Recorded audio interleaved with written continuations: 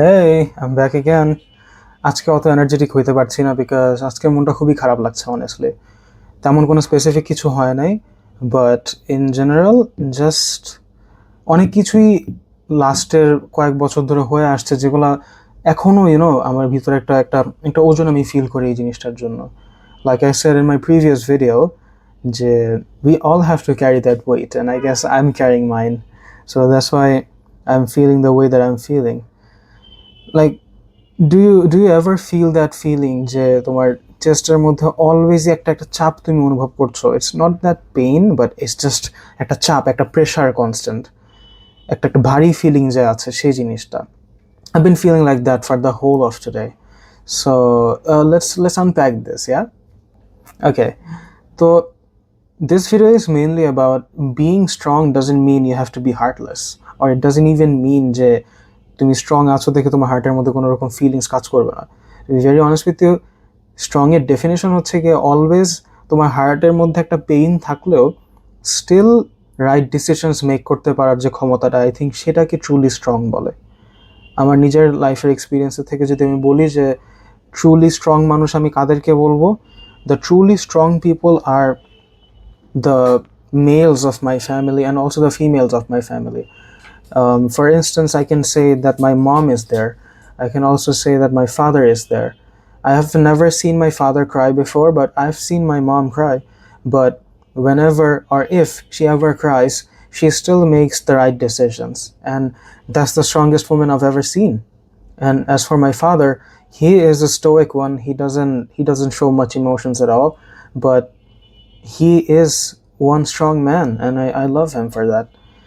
But যেহেতু ওদের দুজনের কম্বিনেশন আমার ভিতরে আছে, I have become strong mentally, but emotionally আমি স্ট্রং হইলেও আমার ইমোশনাল রেগুলেশনসের জন্য এই যে যে কান্নাকাটি করার যে মেকানিজমটা সেটা আমার ভিতরে আসছে, অ্যান্ড আই থিঙ্ক এটা মায়ের কাছ থেকে আসছে, since she is just a bit on the emotional side, but I am not ashamed of it. I would like to consider myself as emotionally strong, but I'm not gonna say যে traditional সেন্সে emotionally strong বলতে যাদেরকে আমরা বুঝে আসতেছি সেটার মধ্যে হয়তো আমি পড়বো না, but I still am able to make the right decisions even when it hurts like crazy inside. And I think this is something that you should give yourself credit for যদি তুমি আসলে এরকম হয়ে থাকো।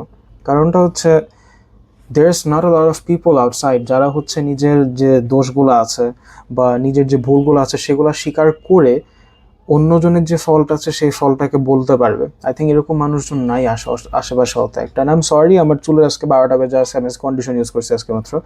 সো ইয়া, এনিওয়েজ, তো হ্যাঁ, it's just been weighing heavy on me, betrayals, loss of friendships, the expectations that I put on myself. আমার বাবা মা কিন্তু আমার কাছ থেকে এরকম হাই কোনো কিছু এক্সপেক্ট করে না, বিকজ ওরা জানে যে আর যত যাই হোক না কেন, he will do the best thing that he can do and he is gonna put his best in what ever field he does. So এর জন্য আমাকে কখনো প্রেশার দেয়নি, বিকজ আমাকে প্রেশার কখনো দেওয়া লাগেনি ওদের। But I have this expectation from myself যে I have to be the best that I can see in my own family. ফ্যামিলির বাইরের কথাবার্তা বলছি না, the just be the best in my own eyes, ফ্যামিলির কথাও বলবো না এখন। তো আমার কাছে এই জিনিসগুলো নিয়ে মাঝে মধ্যে আমি অনেক এংজাইটিতে ভুগি, অ্যান্ড অ্যাকচুয়ালি অনেক ছোট ছোট এই মেন্টাল ইস্যুস আছে যেগুলো সবাইকে আসলে বলা যায় না, আর সবাই এগুলো আর কি সিরিয়াসলি নিবেও না। অ্যাটলিস্ট আমাদের এই প্রেক্ষাপটে এসে মেল বলো ফিমেল বলো, মেলদেরকে আর কি শেখানো হয়েছে যে তোমার অলওয়েজ স্টোইক থাকতে হবে, কোনো রকম ইমোশনস দেখানো যাবে না, হেন্স ওরা কখনো কোনো রকম ইমোশনস দেখায় না। আর ফিমেলদের ক্ষেত্রে বলা হয়েছে যে তোমরা ওভারলি ডিপেন্ডেন্ট হয়ে না কারোর উপরে, সো ওরাও আস্তে আস্তে স্টোইক হওয়া শুরু করছে। সো হোয়াট হ্যাপেন্স ইজ যে কেউই নিজেদের ইমোশনাল যে সাইডগুলো আছে সেগুলো কারোর সামনে শো করতে পারে না। আলটিমেটলি এগুলো বটল আপ হইতে থাকে ভিতরে, and then the last thing that we know is যে এই বটল আপ হইতে হইতে ওদের মেজাজ সবসময় খিটখিটা থাকে। নো ওয়ান্ডার রাস্তার মধ্যে 2 দিন পর মারামারি লাগে। কিছু থেকে কিছু হইলেই দেখি এক রিক্সাওয়ালা আরেক রিক্সাওয়ালার মার দিতেছে, এক বাইকওয়ালা রিক্সাওয়ালার মার দিতেছে, ওই থেকে জানি কার সাথে জানি ফাইট লেগে যায়, বিকজ আমরা সবাই নিজেদের যে স্ট্রেসটা আছে সেটাকে রিলিফ করার জন্য কোনো একটা রাস্তা খুঁজতে থাকি।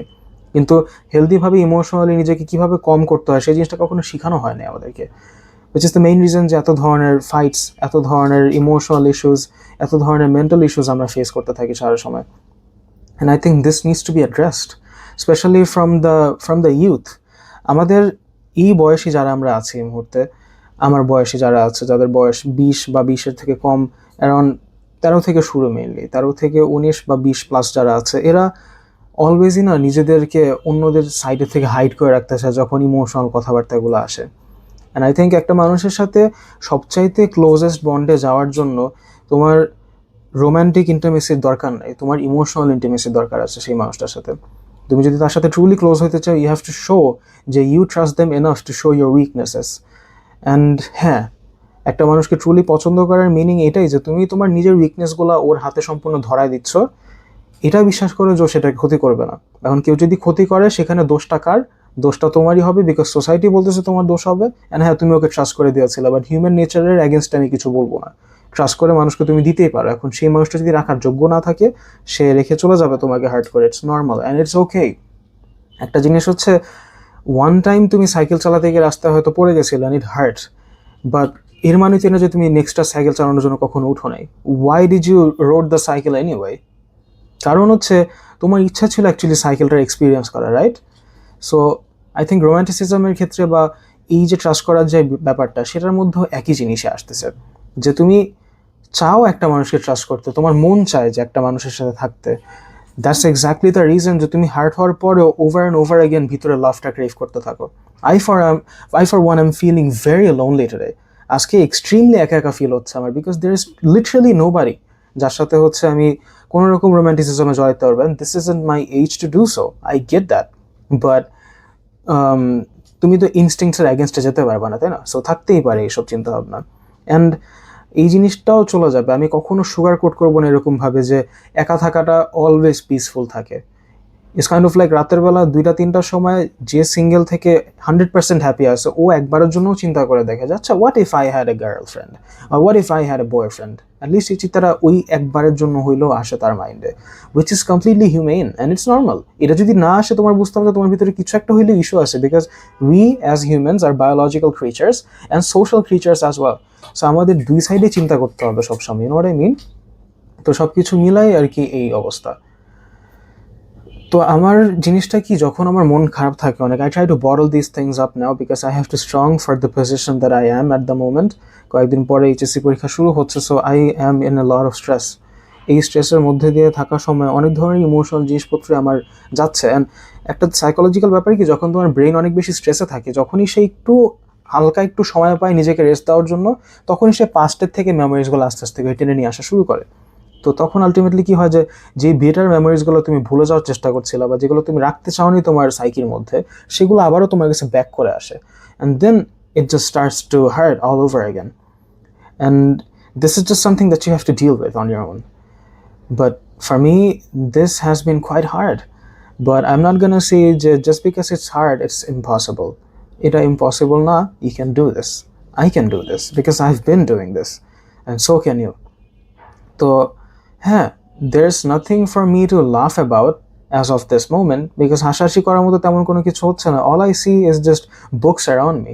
This is my studying table, যে টেবিলের মধ্যে বসে বসে এখানে আমি ভিডিও বানাচ্ছি. So this is what I do. After my study session is done, I just make some videos and upload it and talk to you guys and talk to myself in the process. So yeah, আজকে rambling করার মতো তেমন কোনো কিছু ছিল না আমার কাছে, because as you can clearly see, I'm out of the mood for today. অত একটা ভাল লাগছে না জিনিসপত্র. I actually feel really heavy inside, like really heavy inside. But so is life, you know, এটা নর্মাল, এই জিনিসটা চলতে থাকে. Life is not fair, and তুমি যেভাবে করে জিনিসগুলো ইমাজিনেশন করেছিলে সেভাবে করে হবে না, and that's normal. তোমার মন মতো জিনিসগুলো না হওয়ার মানে যে সেটা তোমার এগেনস্টে কাজ করছে, তোমার এই বিলিফটার জন্যই তোমার সবসময় মনটা খারাপ হয়ে থাকে, and সবসময় তুমি হার্ট ফিল করো।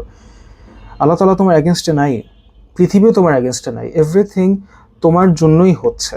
তুমি এখনো হয়তো বুঝতে পারবা না। অ্যান্ড হ্যাঁ, আসলে এটা ট্রু, কিছু কিছু ট্র্যাজেডি আসে যেগুলোর সাথে না তুমি কখনো মানায় নিতে পারবে না। অলওয়েজই এই জিনিসটা তোমার মাথার মধ্যে আসবে যে তাহলে এটা কেন হওয়া দরকার ছিল। যারা ধরো বন্যার মধ্যে তোমার বাসা ভেসে গেছে, এখন কি আমি ওর কানের সামনে গিয়ে কথা বলতে পারবো যে ইটস ওকে, তোমার ভালোর জন্যই হয়েছে? Bro, this is torture. এটা তো হয় না এরকমভাবে। তো at the moment you are allowed to be angry যদি তো কোনো কিছু তোমার মন মতো না হয়, you are allowed to be sad, you are allowed to cry, and you are allowed to you shout at the wall, যা ইচ্ছা তাই করতে পারো তুমি, it's okay. But just know one thing, যে খারাপ সময়ের পরে ভালো সময় আসে। This is cliche but this is true, this has been true for me. And এর মানে এই না যে কখনোই তোমার ভিতরে যখন হ্যাপিনেস একবার চলে আসছে তখন আর খারাপ মেমোরিজগুলো একবারের জন্য আসবে না। They are gonna creep in, they are gonna try to make their way back up to the surface, but you have to stop them, you know. So I think that's all I had to say about this topic. And also, before I go, আমি হচ্ছে আমার নতুন একটা mail ID দিয়ে রেখেছি, এই ভিডিওর নিচেও আছে আই গেস, and আমার ডিসক্রিপশনের মধ্যেও আছে। So if you guys want to talk to me or ask me any types of questions, or in general share your stories, because I love hearing stories from people.